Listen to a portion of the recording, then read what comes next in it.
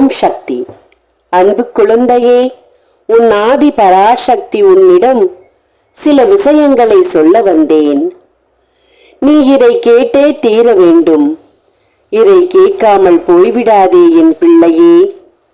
இதை கேட்க தவறிவிட்டால் நடக்கப் போவதை என்னால் கூட தடுத்து நிறுத்த முடியாது என்ற காரணத்திற்காகத்தான் இந்த வேளையில் உன்னை தேடி ஓடோடி வந்திருக்கிறேன் உன் தாய்.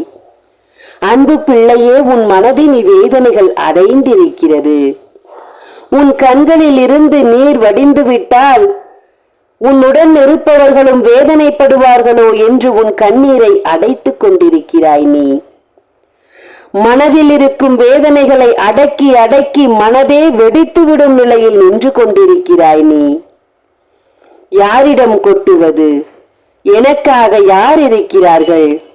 என் வேதனையை சுமந்து கொள்ளும் அளவுக்கு என்னுடன் யாருமே இல்லையே. உண்மையாக என் வாழ்க்கை ஏன் இப்படியானது? எனக்கு மட்டும் ஏன் இந்த வேதனையை கொடுத்து கொண்டிருக்கிறீர்கள் தாயே? என் மனம் பாரமாக இருக்கிறது. என் மனதில் என்னென்னவோ தோன்றுகிறது. நான் என்னையும் மீறிய காரியங்களை தொட்டு விடுவேனோ என்ற அச்சத்தில் நின்று கொண்டிருக்கிறேன். தாயே, என்னை காப்பாற்றுங்கள். என்னை சுற்றி இருப்பவர்களிடத்தில் இருந்து என்னை மீட்டெடுங்கள் தாயே என்று நீ கதறிக் கொண்டிருக்கிறாய். நாளுக்கு நாள் உருவாகி கொண்டிருக்கும் பிரச்சனைகளை சமாளிக்க முடியாமல் தத்தளித்துக் கொண்டிருக்கிறாய். உன் மனதில் இருக்கும் வேதனைகளை குறைக்கத்தானே இந்த ஆதி பராசக்தி வந்திருக்கிறேன் தாயே. அன்பு குழந்தையே, மனதில் இருக்கும் சஞ்சலத்தை விட்டுவிடு. உன் வீடு தேடி வரும் ஒரு நபரால் ஆபத்து உனக்கு இருக்கிறது என்று சொன்னேனே, அது யாரென்று யோசித்துக் கொண்டிருக்கிறாயா என் பிள்ளையே? அது உன் இரத்த பந்தம் அல்ல என் பிள்ளையே, வந்த சொந்தம். புரிகிறதா? நான் சொல்வது புரிகிறதா?